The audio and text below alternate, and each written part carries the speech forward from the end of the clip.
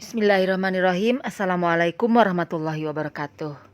Bismillah, alhamdulillah, wassalatu wassalamu ala rasulillah wa ala alihi wa sahbihi wa mawala. Bertemu kembali dengan mata pelajaran pendidikan agama Islam dan budi pekerti. Sekarang kita akan melanjutkan bahasan kita tentang menjauhi pergaulan bebas dan zina, yaitu bahasan tentang Al-Quran Surat An-Nur ayat 2. Sebelumnya kita luruskan niat kita belajar ini untuk beribadah kepada Allah. Tujuan pembelajaran pada hari ini yaitu pertama, kalian mampu membaca Al-Quran Surat An-Nur ayat 2 sesuai dengan kaidah tajwid dan makhorijul huruf.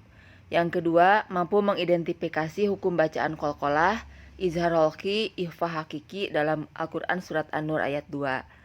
Yang ketiga, mampu mengartikan perkata Quran Surat An-Nur ayat 2, mampu menerjemahkan dan mampu menguraikan kandungan serta mampu mendemonstrasikan hafalan Al-Quran Surat An-Nur ayat 2 dengan fasih dan lancar beserta artinya. Yang menjadi penilaian ada 3 aspek. Yang pertama, penilaian sikap, yaitu diperoleh dari pengamatan selama proses pembelajaran dan ketepatan waktu dalam mengumpulkan tugas. Yang kedua, penilaian pengetahuan, yaitu soal evaluasi di Google Form. Dan yang ketiga, penilaian keterampilan, yaitu video store hafalan Al-Quran Surat An-Nur ayat 2 dengan artinya. Sekarang bacaan Al-Quran Surat An-Nur ayat 2. Kalian perhatikan bacaannya. A'udzu billahi minasyaitonir rajim. Bismillahirrahmanirrahim. Az-zaniyatu waz-zani fajlidu kulla wahidin minhuma mi'ata jaldah. ولا تأخذكم بهما رأفة في دين الله إن كنتم تؤمنون بالله واليوم الآخر وليشهد عذابهما طائفة من المؤمنين. Sekali lagi perhatikan bacaannya. Azza 2 harokat. Az-zaniyatu waz-zani mantul. Fajlidhu kulla wahidim ditahan. Kulla wahidim minhuma mi'ata jaldah. Tak marbutoh dimatikan dibaca jadi ha. Wala 2 harokat. Wala ta'khudkum ditahan bacaannya. Wala ta'khudkum bihima ra'fatum ditahan juga ya. Ra'fatum fi dinillahi ing ditahan. Kung ditahan. Tum, nah ini satu ketukan. In kuntum tu'minuna billahi wal yaumil akhir wal yashhad mantul wal yashhad azabahuma 5 harokat ta'ipatum ditahan tanwinnya menghadapi mim ta'ipatum minal mu'minin. Ya, sekali lagi perhatikan ya. Az-zaniyatu waz-zani fajlidhu kulla wahidim minhuma mi'ata jaldah. Wala ta'khudkum bihima ra'fatun fi dinillahi in kuntum tu'minuna billahi wal yaumil akhir wal yashhad azabahuma ta'ipatum minal mu'minin. Ya, itulah bacaan Al-Quran Surat An-Nur ayat 2. kalian bisa diulang-ulang bacaannya sampai betul ya. Sekarang hukum bacaannya. Nah, kita hanya fokus pada hukum bacaan qalqalah ya yang akan kita pelajari itu. Kemudian hukum idhar dan hukum ikhfa. Idharnya idhar dalam hukum nun mati dan tanwin yang disebut dengan idhar kholqi dan ikhfa. Ikhfa dalam hukum nun mati dan tanwin itu disebutnya ikhfa hakiki. Kalau ibu ingatkan kembali tentang hukum bacaan qalqalah, kalian sudah belajar sejak dari SD, ini mengingatkan saja ya. Qalqalah yaitu memantulkan huruf-huruf qalqalah yang mati atau sukun karena ada tanda sukun, atau dimatikan yaitu disukunkan karena dibaca karena waqaf atau di akhir ayat. Jadi dibacanya dimatikan. Nah, huruf qalqalah itu apa saja? Ini hurufnya ada 5, ba, zim, zal, to, dan qaf. Disingkat baju di toko untuk memudahkan mengingatnya ya. Sekarang contohnya. Nah, ini. Huruf qalqalahnya adalah zim yang ada tanda sukunnya. Cara membacanya, jimnya dipantulkan. Alam yaz'al. Memantul.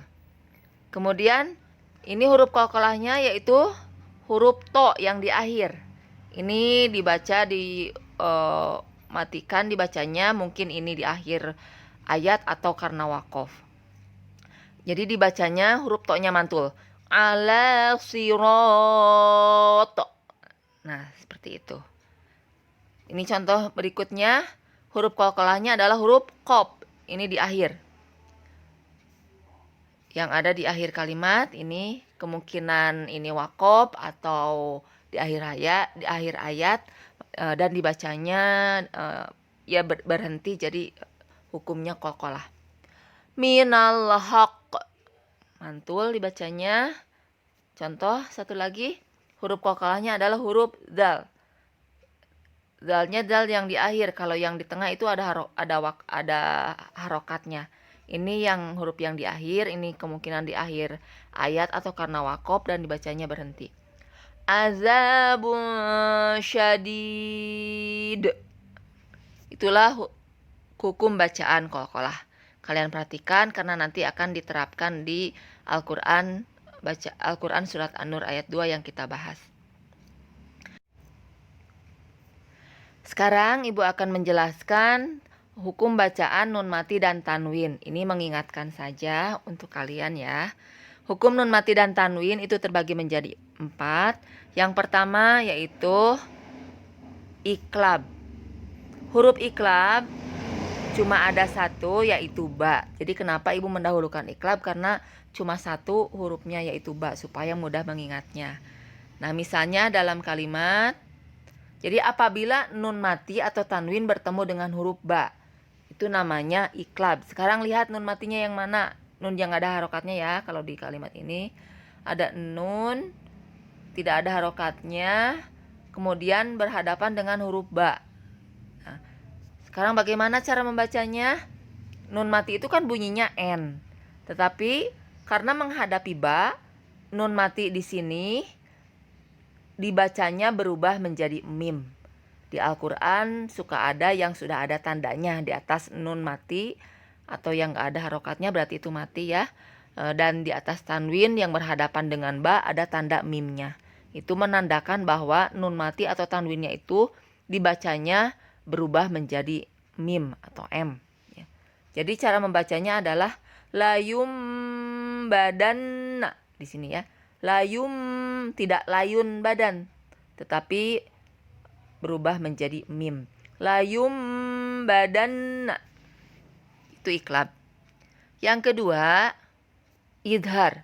Nah, idhar dalam hukum nun mati dan tanwin disebut idhar kholqi. Sebab di mim mati juga ada yang namanya idhar, yaitu idhar sapawi. Nah, di sini yang kita bahas adalah idhar dalam hukum nun mati dan tanwin, disebut dengan idhar kholqi. Hurufnya ada 6. Aha, ago, haho. Itu hurufnya. Seperti dalam kalimat Kufuwan. Nah, ini huruf idharnya adalah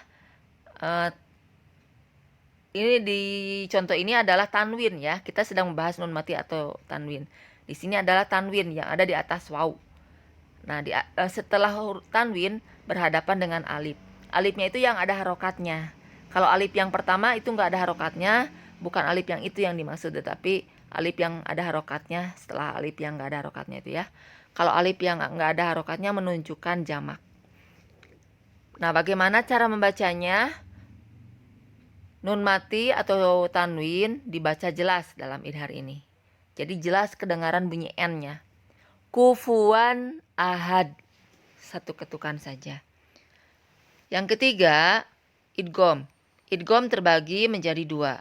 Yaitu idgham bi gunnah. Gunnah itu dengung. Bi itu dengan. Jadi idgham dengan gunnah membacanya. Yang kedua, idgham bila gunnah. Bila itu bi dengan la tidak. Jadi tidak dengan gunnah membacanya, tidak dengan dengung. Idgham bi gunnah hurufnya ada 4.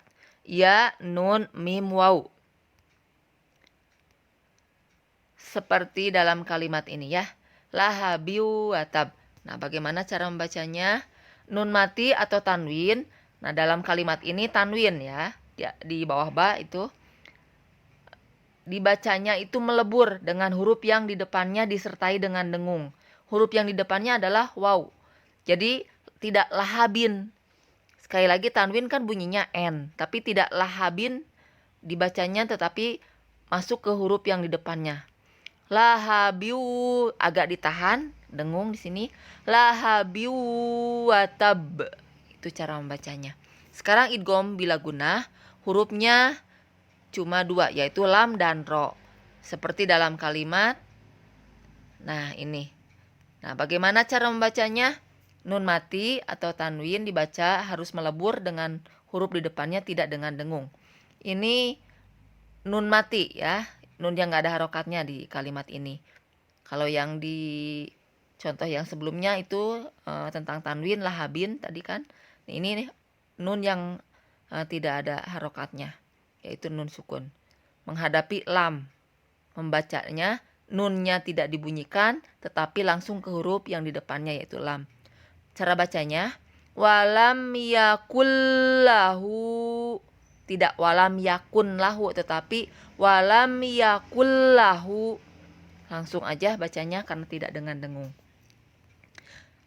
Sekarang yang keempat, ikhfa. Ikhfa hurufnya adalah sisanya. Sisa dari iqlab, sisa dari idhal khalqi, sisa dari idgham. Nah, untuk mudah mengingatnya. Kalau kalian hafal satu-satu lebih baik. Ini contoh kalimatnya, contoh ikhfa, yaitu nun mati yang gak ada harokatnya di sini ya, menghadapi za. Bagaimana cara bacanya? Nun sukun atau tanwin apabila berhadapan dengan huruf ikhfa yang 15 ini, dibacanya itu samar-samar. Jadi bisa menjadi suara eng atau bisa menjadi suara n dan juga en ya. Dibaca panjang kurang lebih 2 sampai 3 harokat. Jadi cara membacanya di sini adalah, jadi ketika kita melafalkan nun, lidah kita itu sudah membaca, sudah pada posisi huruf yang di depannya. Dalam hal ini za. Jadi bacaannya, kedengarannya seperti eng atau n. Min dunihima. Tidak min du, tetapi min, agak ditahan bacaannya 2 sampai 3 harokat. Min dunihima. Seperti itu ya. Jadi itu hukum nun mati dan tanwin. Sekarang kita terapkan pada bacaan surat An-Nur ayat 2. Nah, tadi kita bahas qalqalah. Sekarang mana yang qalqalah dalam surat An-Nur ayat 2 ini? Silahkan kalian perhatikan. Ingat huruf qalqalah tadi ada 6. Ya, betul. Ini qalqalah. Tadi kan baju di toko disingkatnya. Di sini huruf jai qalqalahnya. Paj. lidu. Silahkan cari yang lainnya. Terus ditelusuri huruf qalqalah. Jadi ada sukunnya. Sudah menemukan? Iya, betul. Huruf dal. Wal yashhad. Dipantulkan. Wal yashhad. Sekarang idhar. Idhar, nun mati atau tanwin menghadapi salah satu huruf idhar, yaitu aha, ago, hakho. Silahkan kalian cari. Iya, ini nun mati menghadapi ha, ya. Tadi nun mati atau tanwin. Nah, di sini yang kita temukan adalah nun mati. Silahkan cari lagi. Fokuskan nun mati atau tanwin, kemudian lihat huruf di depannya. Apakah huruf idhar tadi yang 6 atau bukan? Masih ada? Tidak ada ya, cuma satu. Nah, sekarang ikhfa. Nah, yang mana? Oh, yang di sini tanwin ya. Tanwin menghadapi fa. Dibacanya dengung. Silahkan cari lagi yang lainnya. Nun mati atau tanwin menghadapi huruf ikhfa. Ya, betul. Ing, kung. Nah, kung juga sama. Ini nun mati menghadapi kaf, ini nun mati menghadapi ta. Jadi dibacanya samar. Jadi terdengar bunyi ang atau an atau an. In kuntum. Cari lagi. Tu'minuna billahi wal yaumil akhir wal yashhad azabahuma ta'ifatum. Udah, nggak ada lagi ya. Itu hukum bacaan. Jadi kita fokuskan pada bacaan qalqalah, idhar dan ikhfa. Sekarang arti katanya. Nah, kalian harus mampu mengartikan per kata. Sekarang perhatikan. Az-zaniyatu. Ikuti ibu. Nah, artinya pezina perempuan. Wazani. Artinya pezina laki-laki. Pajlidu. Deraklah. Derak itu cambuk. Kulla wahidim minhuma. Masing-masing dari keduanya. Mi'ata zaldah. 100 kali. Jadi 100 kali cambukan. Jadi ayat ini menerangkan tentang hukuman bagi pezina goir muhson ya, yang sudah kalian pelajari. Wala ta'khudkum, dan janganlah belas kasih bihima, kepada keduanya.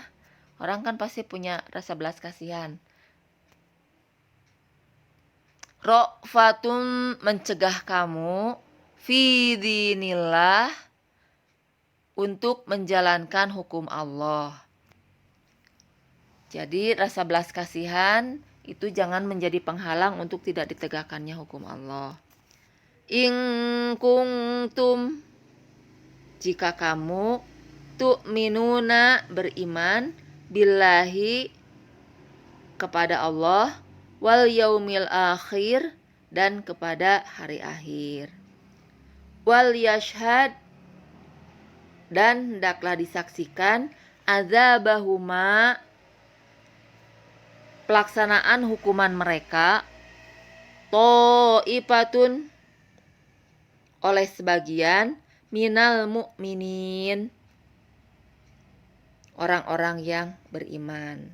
Nah, kalian silahkan bisa diulang-ulang videonya untuk latihan mengartikan perkata. Nah, setelah kalian latihan mengartikan perkata, silahkan kalian coba terjemahkan. Ini latihan mengartikan perkata yang digarisbawahi.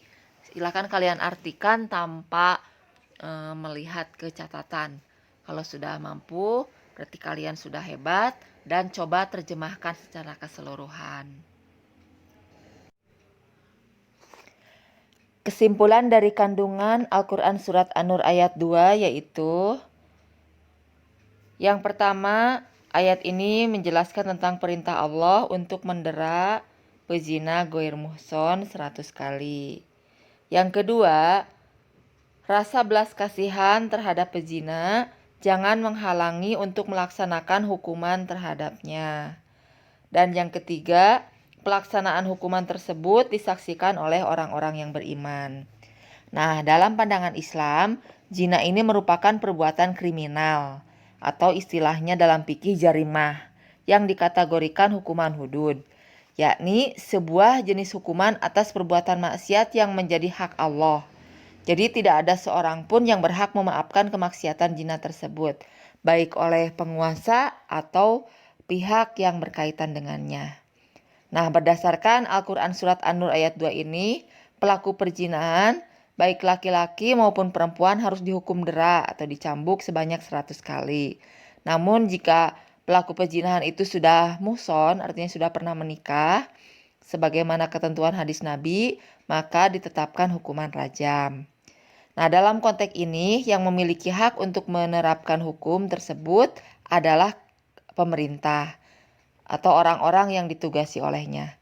Nah, ketentuan ini berlaku bagi negeri yang menerapkan syariat Islam sebagai hukum positif dalam suatu negara.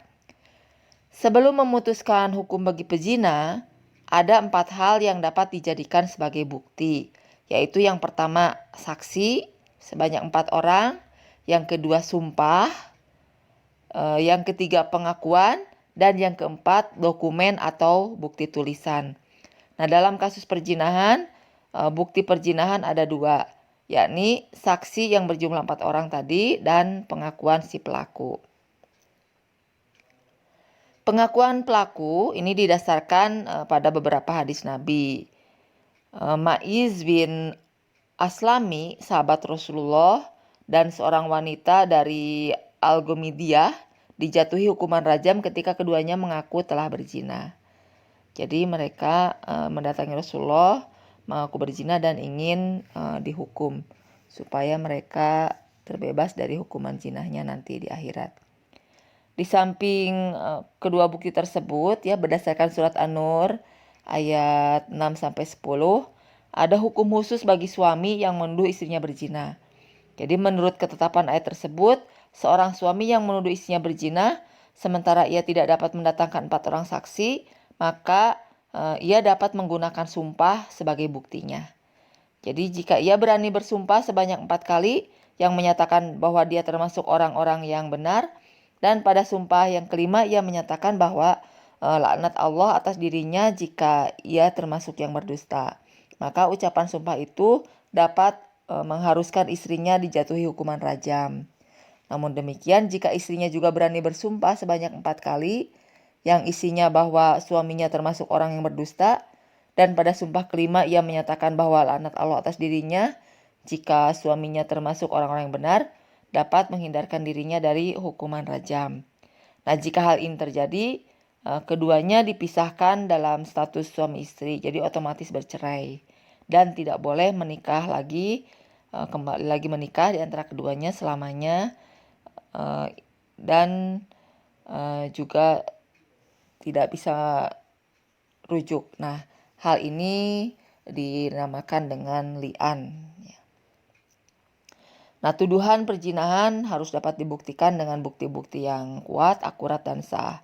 Tidak boleh menuduh seorang melakukan zina tanpa dapat mendatangkan 4 orang saksi dan bukti kuat yang lainnya.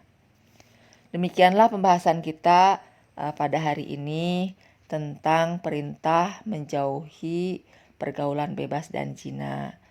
Kemudian nanti kalian kerjakan soal evaluasinya di Google Form yang akan Ibu share nanti di WA Group, dan juga kalian hafalkan surat An-Nur ayat 2 ini dengan artinya. Kalian store hafalan kepada orang tua. Nah, kemudian di videonya di-upload di Google Classroom. Sekian, wassalamualaikum warahmatullahi wabarakatuh.